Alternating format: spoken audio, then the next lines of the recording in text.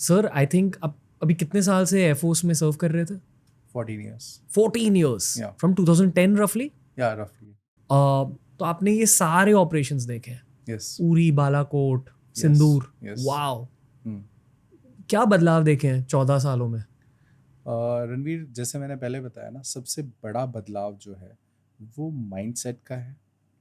जो lag time है, जो लैग टाइम होता है कि आप किसी किसी भी चीज़ का डिसीजन लो एक बार, है ना, और एक्चुअल में वो जो डिसीजन है वो रियलिटी बने, है ना। तो ये जो लैग टाइम हुआ करता था ना पहले कि चलो हमें ये एयरक्राफ्ट खरीदना है, या हमें ये एडी सिस्टम खरीदना है, या हमें ये रडार खरीदना है, उस डिसीजन मेकिंग से लेके एक्चुअल में जब वो रडार जब तक इंडक्ट ना हो, जब तक वो एडी सिस्टम ने इंडक्ट ना हो, या वो फाइटर जेट इंडक्ट ना हो, ठीक है, इट्स ऑफ नो यूज, है ना। तो अब जो लैग टाइम है ना वो एकदम से रिड्यूस हो गया है।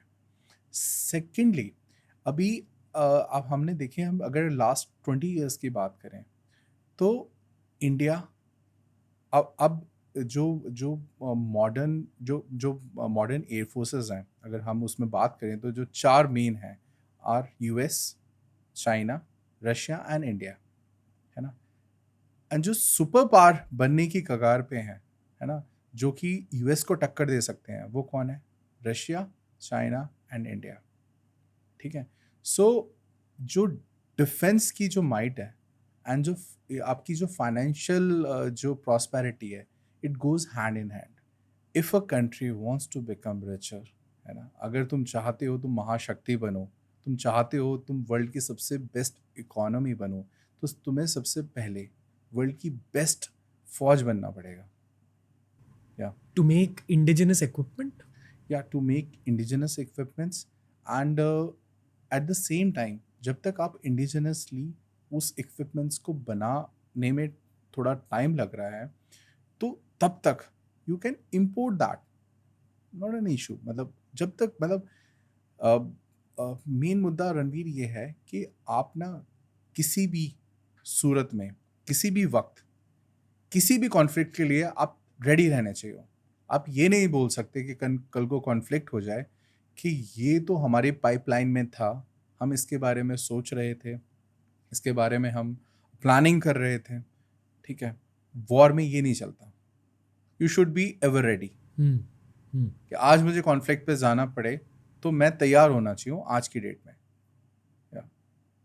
in Indian Air Force history, which is the most important operation? It's one of the most. अभी अगर हम इस तरह से बात करें तो अब ऑपरेशन सिंदूर, इसका अलग इम्पोर्टेंस है। Operation Balakot, although it was an operation of just one day, but इसने एक्चुअली में, अगर हम बात करें कि आज जो हम टेक्नोलॉजी पे, एयर पावर पे इतना ध्यान दे रहे हैं, एक्चुअली में जो ये जो स्टार्टिंग पॉइंट था, I would say it was operation Balakot. Understood. तो बालाकोट के बाद हमने सोचा कि जो हमारा टाइम लैग लगा करता था पहले वेपन्स के बारे में सोचने में, है ना, फिर उसकी प्लानिंग करने में, फिर खरीदने में, फिर इंडक्शन करने में, that used to be a quite a long time. But what happened actually 2019 के बाद, when the after post Balakot operation, we thought we need to have some robust surface to air system, है ना। Because हमें पता था कि हमारा response होगा, तो ऑफेंसिव से ज़्यादा इम्पॉर्टेंट होता है कि हम अपने डिफेंस को कितना मजबूत करें। जब हम ऑफेंस करेंगे, हमें ये भी एक्सपेक्ट होता है कि उधर दूसरी साइड से रिटालिएशन होगा, क्योंकि वो तो नैरेटिव पे जिंदा है, ठीक है। And that's what exactly happened. तो जब वो रिटालिएट करें तो हम उस पोजीशन में हो, है ना, हम वनरेबल ना हो कि उनके रिटालिएशन को बिफिटिंग रिप्लाई ना दे पाए। Which is what the world understands as Iron Dome, I assume. या अब स्पेसिफिकली उसकी बात कर रहा हूँ। मतलब akin to Iron Dome, we also have a robust AD system. Iron Dome की बात इसलिए ज़्यादा होती है कि वेस्ट ने बनाया है ना, अमेरिका इन्वॉल्व है उसमें। अमेरिका के बहुत ज़्यादा हाई स्टेक्स हैं इसराइल में, तो इसराइल कुछ भी करता है उसको बहुत ही अच्छे तरीके से वेस्ट, आई वुड से अच्छे तरीके से वेस्ट उसको प्रोपेगेंडा की तरह यूज़ करता है, ठीक है। बट हमारा जो नेटवर्क सिस्टम है आईएससीसीएस और आकाश तीर, जिसमें हमारे सारे सारे के सारे एडी रिसोर्सेस, हमारे सारे के सारे वेपन प्लेटफॉर्म, सारे के सारे रडार्स, सारे एयरक्राफ्ट, हमारे जो फोर्स मल्टीप्लायर्स हैं, वैक्स, AWNC, refuellers, even the defence satellites, they are integrated and they are Hmm. Automated. Hmm. And हमारी खास बात ये है कि हमारा जो एडी नेटवर्क है ना, the command and control system जो है, it is totally and totally indigenously made. And हम इकलौते ही कंट्री होंगे दुनिया में जो रशियन वेपनरी हो, रडार और मिसाइल्स, इजरायली हो, अमेरिकन हो, फ्रेंच हो, और इंडिजिनसली मेड इंडिया में हो, हमने सबको इंटीग्रेट किया है एक सिस्टम में, Hmm. ठीक है। It takes a lot of effort, planning and research.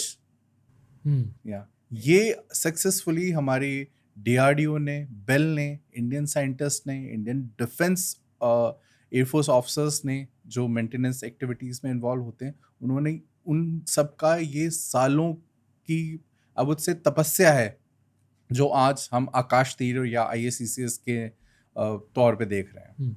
Air defense network encompasses your C&R system, which is your radars, network of radars, and your satellites.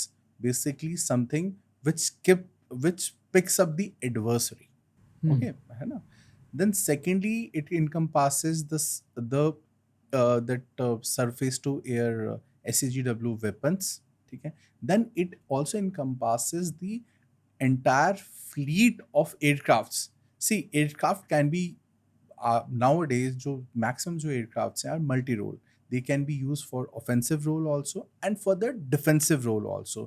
जब हम दुश्मन की कोई कार्रवाई को रिटेलिएट करते हैं तो we generally call it the AD operation, air defence, मतलब हम उसे उनको डिफेंस के लिए यूज कर रहे हैं, Hmm. ठीक है। When we go and strike them, strike in their territory, we call those operations offensive operations, ठीक है। तो this is a primarily difference between a offensive और द एडी। सी रणवीर, आज की डेट में जैसे एयर पावर इवॉल्व हो गई है, ठीक है, आपको ज़रूरत नहीं है दुश्मन की दूसरी साइड जाने की, and that too for a country like India जिसके पास वेपन है।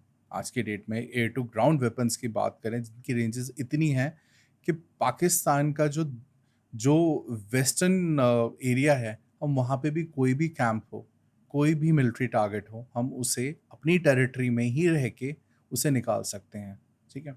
So offensive operations no longer, you don't require कि तुम एक्चुअली में you cross the border, you or cross the LC, and you go inside their territory and make yourself vulnerable, ठीक है। आज उसकी ज़रूरत नहीं है। जो चीज़ जो डिफ्रेंशिएट करती है between offensive and defensive, it's your intent, कि तुम्हारा इंटेंट उस टाइम पे अपने को डिफेंड करने का है, that all encompasses your air defence network, या आपका इंटेंट उस वक्त दुश्मन को हानि पहुंचाने का है। अंडरस्टूड? जैसे हम जो 4 दिन जो हमारी कार्रवाई चली, it it had both AD and offensive operations. जब वो हमारे ऊपर मिसाइलें या उनके जो ड्रोन्स से अटैक जब कर रहे थे, हम उनको रोक रहे थे, हम उन्हें रिटेलिएट कर रहे थे, हम उन्हें इंटरसेप्ट कर रहे थे, डिस्ट्रॉय कर रहे थे हवा में, ठीक है। तो ये सारे एडी ऑपरेशंस के रहते हैं। एट द सेम टाइम जो हमने 6th की नाइट या 7th की मॉर्निंग जो हमने उनको स्ट्राइक किया, ये सारे ऑफेंसिव ऑपरेशंस का पार्ट होते हैं।